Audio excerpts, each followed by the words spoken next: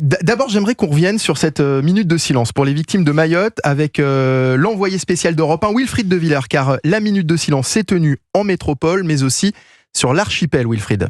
Oui, elle était quasiment synchronisée avec celle respectée en métropole. Un hommage aux victimes du cyclone, 35 morts, plus de 2800 blessés.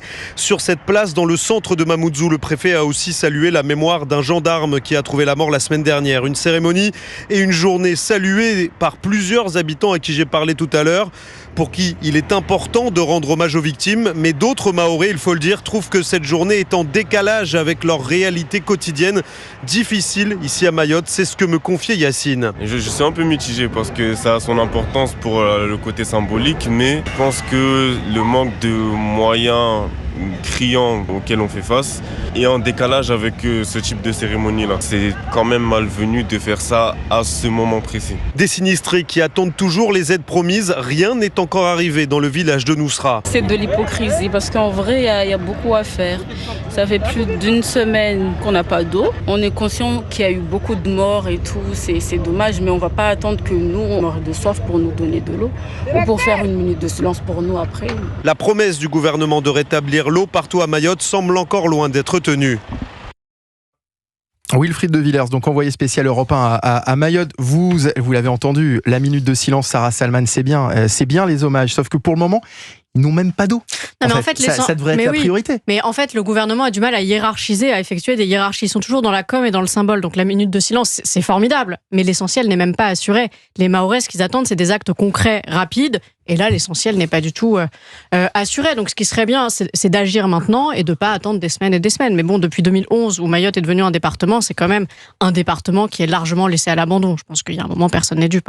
Philippe Guibert, ça vous fait réagir, ça, le fait... Bon, évidemment, c'est important et on comprend qu'il faille rendre hommage aux victimes, et c'est normal, l'heure est évidemment au recueillement. Mais là, en ce moment, là-bas, est-ce qu'ils n'attendent pas autre chose ? Non, mais évidemment qu'ils attendent de retrouver des conditions de vie normales. Ils ont subi un cyclone parfaitement historique. On n'a pas connu en France une telle catastrophe naturelle depuis au moins un siècle. C'est un département, je dirais pas comme Sarah, qui a été laissé à l'abandon, mais qui est évidemment pas au standard, très loin des standards de la métropole. Et donc les moyens d'action de l'État sont plus limités. Et voilà, je trouve que c'est bien, néanmoins, que par rapport à nos compatriotes de très loin, nous ayons quand même cette journée de deuil, parce que moi je suis très frappé d'une certaine, pas dire indifférence, mais d'un certain manque d'intérêt pour ce qui s'est passé à Mayotte. Peut-être est-ce le fait vous avez dit nos compatriotes de très loin, c'est-à-dire qu'à un moment donné, on a l'impression finalement que certains ont tendance à oublier que c'est la France. Et certains même que... Oui, parce que c'est pas récent, puisque Mayotte a voulu rester française dans les Comores depuis les années 70. Mais la départementalisation, elle a une grosse dizaine d'années.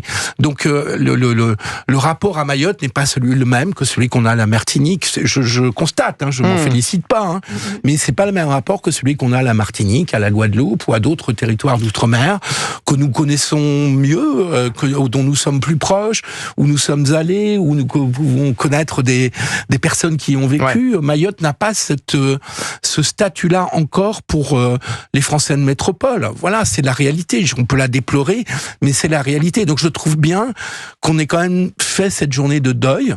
On a un bilan qui lui-même n'est pas très précis, puisque on nous annonçait 35 morts, 2500 blessés, mais ça devrait effectivement... On nous annonçait des milliers de morts, on nous dit maintenant 35 morts, on ne comprend pas bien.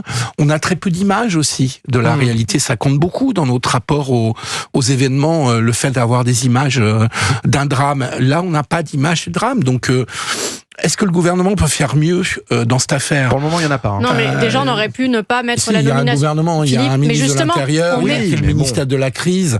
Mais justement, la nominisation du gouvernement qui arrive aujourd'hui, ça pollue cette journée de deuil. Je trouve pas, mais je trouve vous avez raison. Je trouve pas que ça soit... D'abord, il faudrait être sûr qu'on ait un gouvernement ce soir. C'est même pas sûr. Ils vont nous le mettre quoi, à Noël ? Et je suis même pas sûr que ça pollue. Ça pollue si, pas. ça pollue parce qu'on parle que de ça. Vous pouvez pas dire que ça ne pollue pas. On va en parler justement dans un instant. En plus, on annonce un nouveau truc, un nouveau concept. Maintenant, on arrête les journées de deuil national à 18h. Oui, c'est ça, mais ça, on va en parler. À 18h, la journée de deuil national s'arrête. En fait, parce que c'est une plaisanterie. Nathan, on vous a pas encore entendu sur ce sujet. On peut pas reprocher au gouvernement ou à la France de mettre un peu de temps ou d'avoir un peu de mal pour réagir à une catastrophe naturelle absolument terrible, imprévisible, etc. En revanche, ce qu'on peut reprocher à la France, au gouvernement, à l'opinion publique, au débat public, c'est de n'avoir rien fait pour Mayotte sur ces dernières années. C'est-à-dire, si on réfléchit même depuis 3 ans, à plusieurs reprises, Mayotte s'est invité dans l'actualité. On a parlé de Mayotte pendant 24, 48, 72 heures en disant qu'en effet, la situation est absolument dramatique, aussi bien sur le plan du service public, de l'investissement, du logement, avec énormément de bidonvilles, de la question migratoire, des flux, des arrivées des Comores, etc. Avec de la part des politiques, des gouvernements successifs, une communication tonitruante pour aboutir à rien. Ce qui est en une phrase, le drame de cette catastrophe naturelle, c'est pas qu'elle ait eu lieu, ça malheureusement, l'être humain n'a pas de puissance là-dessus, mais c'est qu'elle ait détruit des bidonvilles. Est-il normal qu'en France, il puisse y avoir sur un département français encore des bidonvilles? Est-ce que c'est normal? Et ça pose une question qui a été soulevée par un philosophe qui s'appelait Antionas, qui a beaucoup travaillé. Et c'est pas comme si certains partis politiques n'ont pas œuvré pour ne pas qu'ils soient démantelés, justement. Bien sûr, oui. Et donc ce philosophe dont je vous parlais, Antionas, disait, dans les démocraties modernes, malheureusement, s'il n'y a pas de catastrophe, l'opinion publique n'est pas capable, et évidemment les élites, les dirigeants ne sont pas capables de se réveiller sur des sujets. On a dû attendre cette catastrophe-là pour vraiment prendre conscience de ce que c'est que dormir dans des bidonvilles quand on est citoyen français. Et ça pose un problème majeur. Ouais, on va accueillir juste avant Adidja qui est avec nous, qui habite à Mayotte justement. Bonjour Adidja, merci d'être avec nous cet après-midi sur Europe 1. Bienvenue à vous. Vous habitez où? Bonjour. Bonjour, vous habitez où? J'habite à Kangani. Ça se trouve dans le nord de Mayotte, c'est ça? Oui, dans le nord de Mayotte.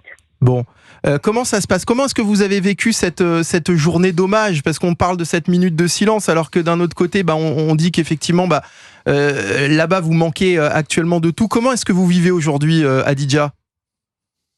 Tout d'abord, je rends hommage aux victimes, tout ça. Mais ce qui se passe à Mayotte, c'est catastrophe. J'ai jamais vu ça. Ça fait déjà 2 semaines dans mon village à moi. Il n'y a pas de l'eau, il n'y a pas d'électricité. On est laissé à l'abandon. Donc vous-même, là, chez vous, vous n'avez ni eau ni électricité? Ni eau ni électricité, avec des enfants bas âge. Et comment est-ce que vous faites au quotidien pour vous organiser? Je prends des seaux, je vais à la rivière, je prends de l'eau et je viens faire mes besoins, les toilettes, tout ça. Vous avez déjà vécu une situation comparable dans le passé, Adidja? Non, j'ai jamais vécu ça. C'est une première. C'est comme s'il y avait une bombe nucléaire qui est passée d'un coup à Mayotte. C'est fou. Qu'est-ce que vous faites dans la vie, vous? Je travaille en tant qu'ATSEM. D'accord. Donc en école maternelle? Oui, c'est bien ça. Et en ce moment, est-ce que vous travaillez? Est-ce que l'école a pu réouvrir? J'imagine que non. Non. Ouais. Je ne travaille pas. On attend que l'école, les gens qui sont hébergés dedans, on trouve une situation stable pour eux, pour qu'en janvier, mais je ne pense pas qu'en janvier, l'école va s'ouvrir. Est-ce que vous avez justement vu des personnes venir en aide justement dans votre village ces derniers jours? Ou est-ce qu'il se passe? Est-ce que l'aide s'organise ou est-ce que pour le moment, il n'y a personne? Oui, j'ai vu des gens. Et qu'est-ce qu'ils font concrètement pour venir en aide justement aux habitants? Ils ont enlevé les bois sur la route parce qu'il y avait beaucoup de bois sur la route. Les voitures ne pouvaient pas passer. Les fils d'électricité qui étaient tombés aussi, tout ça.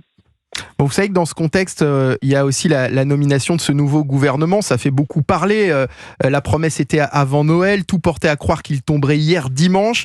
Et on nous dit qu'il pourrait tomber aujourd'hui en pleine journée d'hommage, en pleine journée de deuil national justement pour les victimes de votre île. Est-ce que ça vous heurte? Est-ce que vous trouvez ça choquant? Oui, je trouve ça choquant, mais bon. Après tout ce qui se passe ici, c'est comme si on était oubliés. On nous a laissés à l'abandon. C'est ce que vous ressentez, Adidja? Oui, moi, c'est ce que je ressens, oui. Pour quelle raison?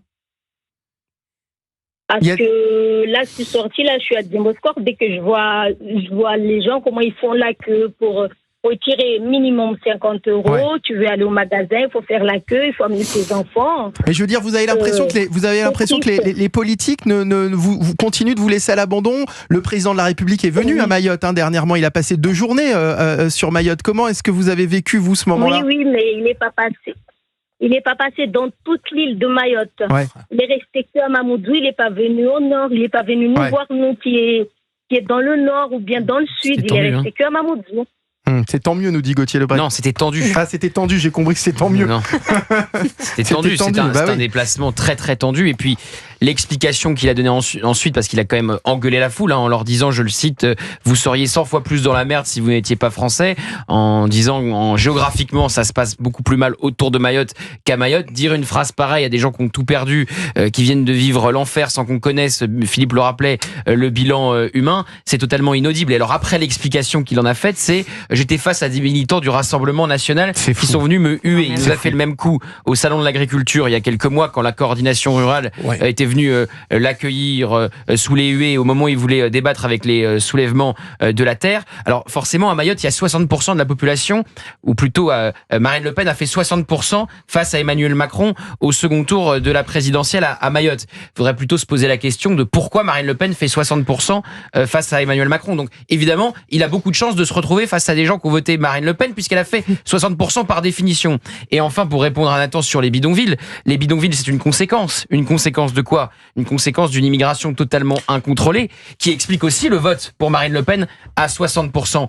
Et d'ailleurs, c'est un drame ce qui s'est passé dans ces bidonvilles parce qu'on n'a pas le bilan humain, mais je discutais avec l'entourage du ministre de l'Intérieur, c'est de la tôle. Et quand la tôle est emportée par les vents, ça devient des lames de rasoir. Et qui a refusé qu'on démantèle ces bidonvilles ?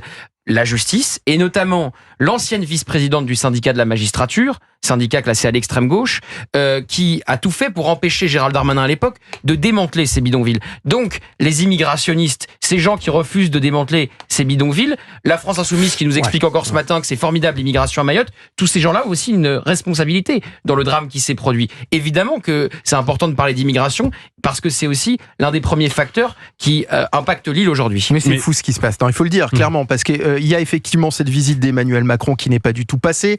Il y a François Bayrou qui à l'Assemblée nationale dit que Mayotte ne fait pas partie du territoire national. Il n'a pas dit comme ça. Mais il a dit qu'en gros, c'était la maladresse. Il a dit que le président de la République et le Premier ministre ne pouvaient pas ensemble quitter le territoire national. Ça s'appelle un imaginaire colonial. Oui, ça s'appelle Imaginez si on disait, vous savez que la Provence, vous savez depuis mais quand. Mais c'est surtout qu'il ne s'est pas repris. Mais bien sûr.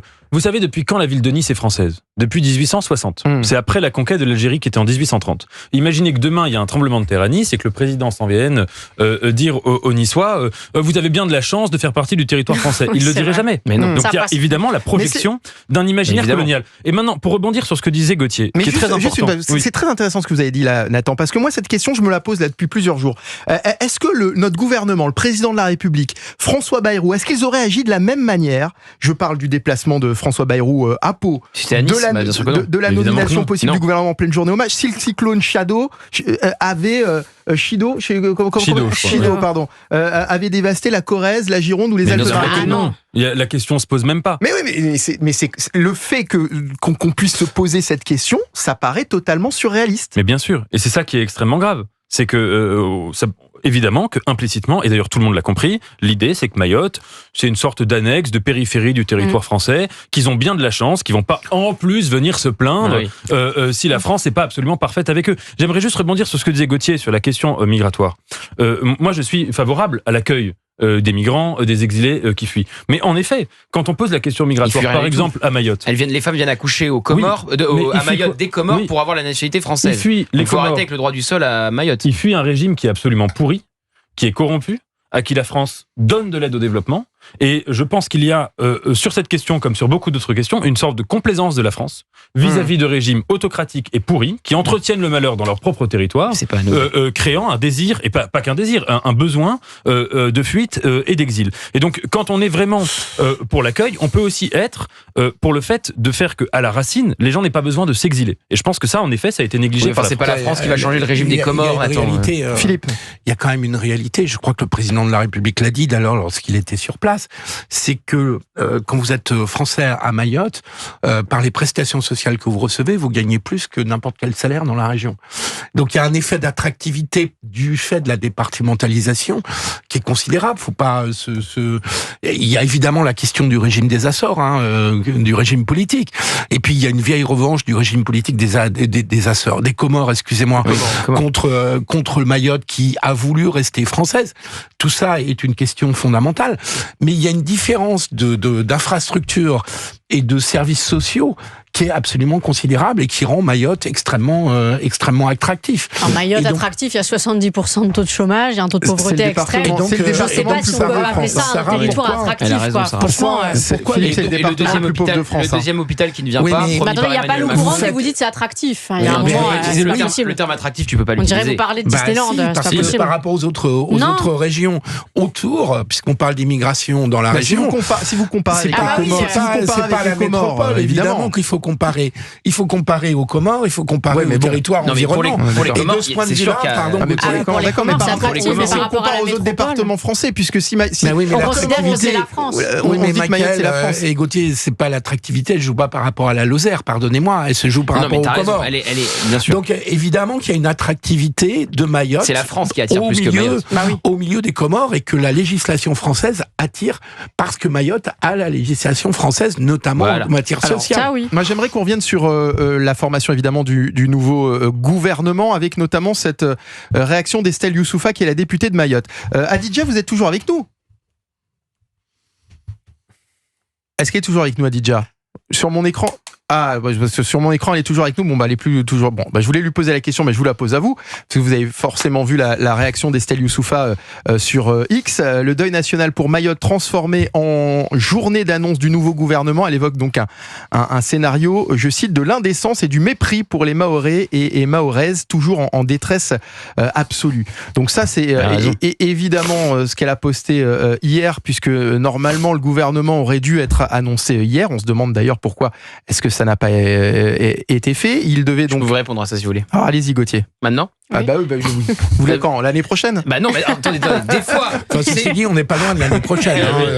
Depuis 25 minutes, Mickaël, j'ai compris que il fallait faire les interventions au bon moment. Donc moi, je suis un bon élève, je vous pose la question. Allez-y. Donc maintenant, puisque vous me donnez l'autorisation, pourquoi ça bloque? Il y a 2 points qui bloquent. Gérald Darmanin, qui s'approche de plus en plus du Quai d'Orsay, ministère des Affaires étrangères, qui est tenu par un très proche de François Bayrou, qui s'appelle Jean-Noël Barrot, qui est lui-même du MoDem. Et donc, François Bayrou doit arbitrer entre le poids politique de Gérald Darmanin et la loyauté de Jean-Noël Barrot. S'il veut faire revenir Gérald Darmanin, il n'y a qu'un seul ministère qui intéresse l'ancien ministre de l'Intérieur, c'est le Quai d'Orsay. Premier arbitrage à effectuer. Peut-être qu'à 16h26, le lundi 23 décembre, cet arbitrage est fait. On n'en a pas connaissance. Deuxième arbitrage, beaucoup plus compliqué, c'est celui de Xavier Bertrand. Son retour était acté. On a même parlé de lui au ministère de la Justice hier. Problème, le Rassemblement national. Et alors là, François Bayrou a complètement sous-estimé le RN. Le RN a empêché Xavier Bertrand de devenir Premier ministre. Et depuis que son nom circule pour se retrouver dans le gouvernement de François Bayrou, le RN fait des tirs de barrage. Et à l'heure où je vous parle, le nom de Xavier Bertrand circule toujours pour le ministère du Travail avec un portefeuille élargi. Parce qu'évidemment, François Bayrou, il revient pas pour sucrer les fraises. S'il revient alors qu'il a été ministre de Nicolas Sarkozy, c'est pour un portefeuille important. Donc, Xavier Bertrand, pardon. Donc, entre le portefeuille que réclame Xavier Bertrand, qui doit être un portefeuille important, et la censure brandi par le RN si Xavier Bertrand se retrouve au gouvernement de François Bayrou, et ben là aussi il y a un arbitrage à faire. Et donc on perd du temps. Voilà, encore une fois. Bon, on peut dire un mot quand même. Alors, oui, on va juste accueillir Olivier qui est en ligne avec nous. Tu veux le faire demain Olivier vous habitez à Calais, c'est ça, Olivier? Oui, c'est ça. Bonjour à tout le monde. Bonjour. Vous habitez à Calais, vous souhaitiez donc réagir sur notamment, vous êtes très en colère, vous, contre Emmanuel Macron et contre notamment sa visite à Mayotte, hein, c'est bien ça? Très en colère, non. Je suis en colère parce que en fait, c'est parce que le premier voyage d'un homme, on va dire présidentiel ou d'un premier ministre, c'était en 86 par Jacques Chirac. Après 20 ans, plus de 20 ans où Mayotte était territoire français et non le 101e département français. Donc il y a eu très peu de voyages de chefs d'État. Donc il y a eu Emmanuel Macron qui y a été 2 fois, Nicolas Sarkozy qui a passé 3 heures, comment dirais-je, François Hollande qui y a été aussi. Mais enfin bref, je suis très en colère, c'est parce que c'est un département qu'on a laissé à l'abandon depuis des décennies. Tout comme, j'allais dire, les territoires d'outre-mer, en fait. On les laisse un peu à l'abandon. Tout se formalise autour de l'Hexagone et le reste, ils sont en deuxième position. Donc je comprends la colère. Olivier, je me permets de vous couper juste quelques secondes parce que l'information vient de tomber, Gauthier, à 18h30. La composition du gouvernement de François Bayrou sera annoncée à 18h30. Donc aujourd'hui.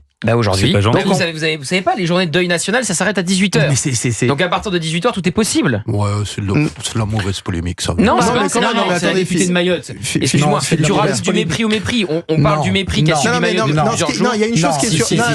Attendez, Philippe, il y a une chose qui est sûre. C'est que tout à l'heure, l'Élysée, en fin de matinée, l'Élysée communique en disant on ne nommera pas de gouvernement avant 18h en raison de cette journée de deuil national. Qu'est-ce que vous comprenez à ces mots, Philippe ? Ça veut dire que à 18h, c'est terminé en fait. À 18h, c'est la fin de cette émission. Ils voulaient pas qu'on puisse critiquer le gouvernement en direct. Et ils ont raison. Ils ont raison. C'est ça la vraie raison. En fait, c'est ça la C'est-à-dire que quand on marche sur la tête, la journée se termine. Exactement. Ce qui est sérieux quand même aussi, c'est de constituer un gouvernement.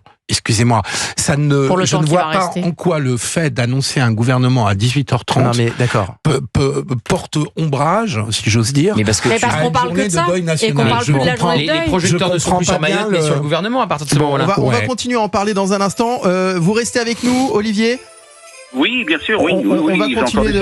On va bien sûr parler de la formation de ce nouveau gouvernement puisque ça vient de tomber. L'Élysée vient de l'annoncer. On connaîtra le nom des nouveaux ministres à 18h30. Mais d'abord, il est 16h30 et on va retrouver Guillaume Dominguez pour le journal permanent.